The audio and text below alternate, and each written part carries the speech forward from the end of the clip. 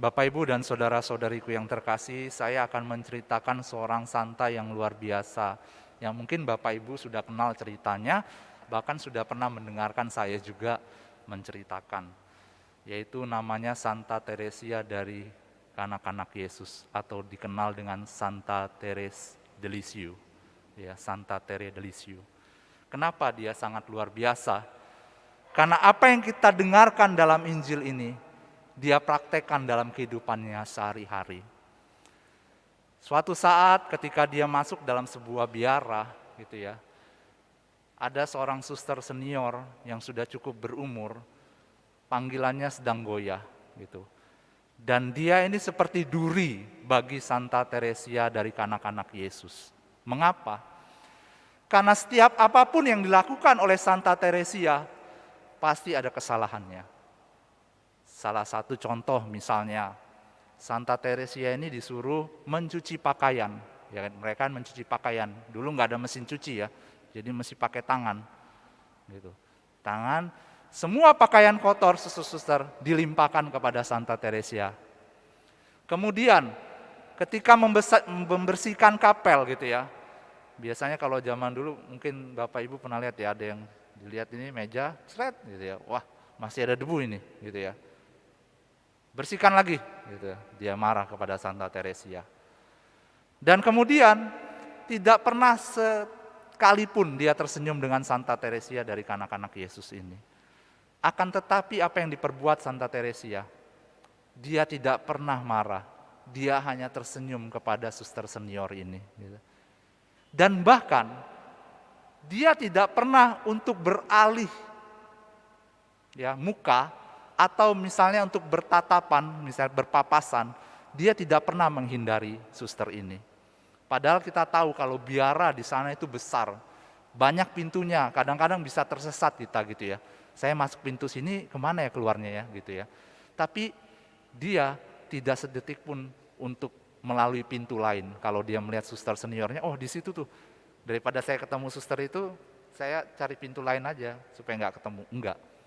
Dia berpapasan dan dia tersenyum dengan suster itu. Sehingga ketika suster Teresia ini, Santa Teresia dari Kanak-Kanak Yesus sakit dan meninggal, suster senior ini yang menceritakan bagaimana kekudusan dari Santa Teresia Kanak-Kanak Yesus. Dan akhirnya apa yang terjadi? Akhirnya panggilan suster ini juga terselamatkan. Dia terus berada di dalam biara tersebut dan penuh dengan sukacita. Lihat bagaimana apa yang dikatakan Injil ini sungguh luar biasa, gitu ya. Kita mendengar minggu kemarin, gitu ya, minggu biasa ke-6, bagaimana Injil hari ini juga menantang, sama seperti apa yang dikatakan minggu kemarin tentang sabda bahagia. Sabda bahagia mengatakan, berbahagialah kamu yang miskin, karena kamu yang punya kerajaan Allah. Berbahagialah kamu yang lapar, karena kamu akan dipuaskan. Dan kali ini, Tuhan menantang juga dengan Injil yang menurut kita cukup sulit. Mengapa? Karena dikatakan dalam Injil, dengarkanlah perkataanku ini, kasihilah musuhmu, berbuat baiklah kepada orang yang membenci kamu, berkatilah orang yang mengutuk kamu, berdoalah bagi orang yang berbuat jahat terhadap kamu. Bila orang menampar pipimu yang satu, berikanlah juga pipimu yang lain. Apa yang Tuhan mau ingatkan kepada kita hari ini adalah tentang bagaimana kita harus hidup sebagai anak-anak Allah. Dan kita tahu ini bertentangan dengan dunia ya. Kenapa? Kalau dunia katakan mata ganti mata, gigi ganti gigi. Bila kamu ditampar, tampar aja balik, gitu ya. Nggak mungkin dia mengatakan tampar pipi kiri, berikan pipi kanan. Dan menurut dunia, kalau mendengarkan Injil ini sebuah kebodohan. Kebodohan. Tetapi apa yang bodoh menjadi bijaksana bagi Tuhan sendiri. Mengapa? Lihat aja salib yang ada di depan kita, yang besar itu. Menurut orang-orang Yahudi zaman dulu, salib adalah sebuah kebodohan. Tetapi bagi Tuhan, salib sumber kebijaksanaan, sumber keselamatan. Allah yang Maha Kuasa bisa saja nggak harus disalib, betul kan? Dia hanya tinggal dosa-dosa kita diampuni. Karena dia Allah yang Maha Kuasa. Tetapi kenapa dia memilih salib? Karena dia membuktikan cintanya kepada kita semua. Dan apa yang dikatakan oleh Yesus hari ini, dia praktekkan dalam kehidupannya sehari-hari. Ketika disalib, ya, orang-orang Farisi, guru-guru besar ahli agama mengatakan, dia menghujat Allah, salibkan dia. Tapi apa yang dikatakan Tuhan? Bapa, ampunilah mereka, karena mereka tidak tahu apa yang mereka perbuat. Injil hari ini mengajak kita semua untuk masuk dalam panggilan surgawi, menjadi manusia, makhluk-makhluk surgawi. Dengan kata lain, menjadi manusia rohani. Dan contoh yang paling luar biasa kita dengarkan dalam bacaan pertama juga ya. Bagaimana ketika Daud dikejar oleh berapa ribu tentara, dan ketika malam Saul itu beristirahat, Abisai sudah mengatakan kepada Daud, Tuanku, saya bisa menusuk Saul ini dengan sekali tusukan. Tidak usah 2 kali. Kalau Daud lagi marah, dia mengejar-ngejar, dendam, benar kata kamu, tusuk saja. Saul sudah enggak ada. Tapi apa yang dikatakan Daud? Ya kan? Apa yang dikatakan Daud? Dia katakan, tetapi aku tidak mau menjamah orang yang diurapi Tuhan. Dan akhirnya dia selamat, Saul selamat. Oleh karena itu panggilan kita adalah panggilan menuju pada yang surgawi. Memang tidak mudah apa yang dilakukan ini gitu ya. Tidak mudah. Oleh karena itu mengasihi itu bukan lagi soal perasaan. Kalau perasaan, ya saya disakiti, saya pasti marah sekali. Ya, dengan kata-kata itu saya marah sekali. Kita pasti punyalah pengalaman disakiti. Semuanya ya, bukan salah satu. Ya, kita tahu bahwa perasaan disakiti itu seperti apa. Tetapi ini bukanlah soal perasaan. Ya, Allah mengajak kita untuk mengasihi dan murah hati. Dan ini sebuah keputusan.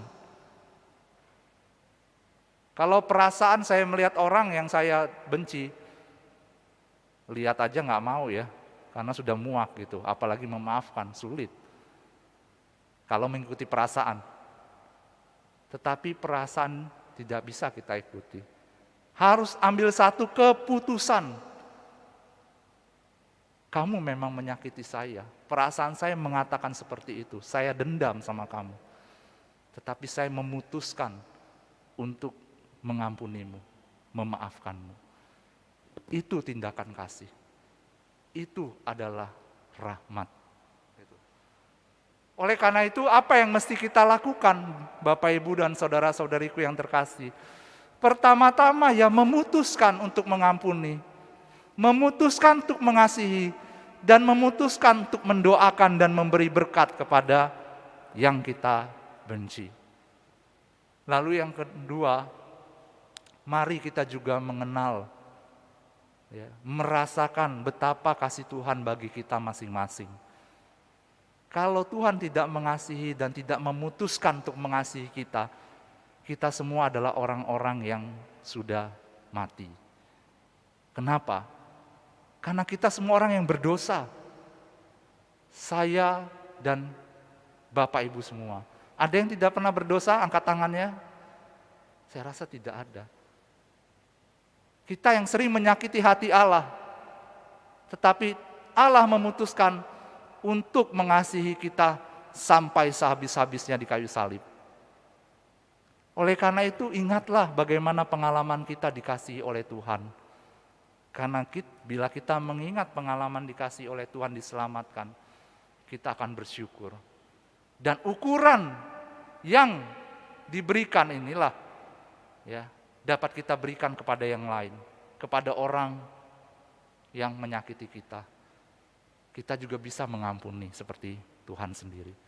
Lalu yang kedua adalah, mari juga kita bersama-sama ya, melihat panggilan kita sebagai panggilan surgawi. Kita bukanlah orang-orang duniawi, karena panggilan kita ketika kita diangkat menjadi anak-anak Allah adalah panggilan menuju pada surgawi. Oleh karena itu bacaan kedua mengatakan kepada kita, semakin hari semakin mengenakan rupa yang dari surgawi. Ya. Dari rupa alami menjadi rupa surgawi. Ini yang dikatakan oleh Rasul Paulus kepada jemaat di Korintus, termasuk kepada kita. Jadi, seperti kini kita mengenakan rupa dari manusia yang alamiah, demikian pula kita akan mengenakan rupa dari yang surgawi. Kita mengenakan rupa dari surgawi. Kita diundang untuk mengenakan rupa yang surgawi. Oleh karena itu Bapak Ibu dan saudara-saudariku yang terkasih, mari kita meminta rahmat ini. Pertama-tama rahmat kebijaksanaan agar kita dapat memutuskan untuk memaafkan. Dan yang kedua, kita juga meminta rahmat supaya kita bisa merasakan satu pengalaman dikasih oleh Tuhan. Dan yang ketiga, rahmat untuk mengejar pada kekudusan. Dan kita meminta rahmat itu pada perayaan Ekaristi kali ini. Karena disinilah bukti nyata bagaimana Tuhan Yesus mengatakan, kasihilah musuhmu. Ya. Berdoalah bagi orang yang membenci kamu. Dan ini terbukti dengan pengorbanannya di sakramen Ekaristi yang kita terima.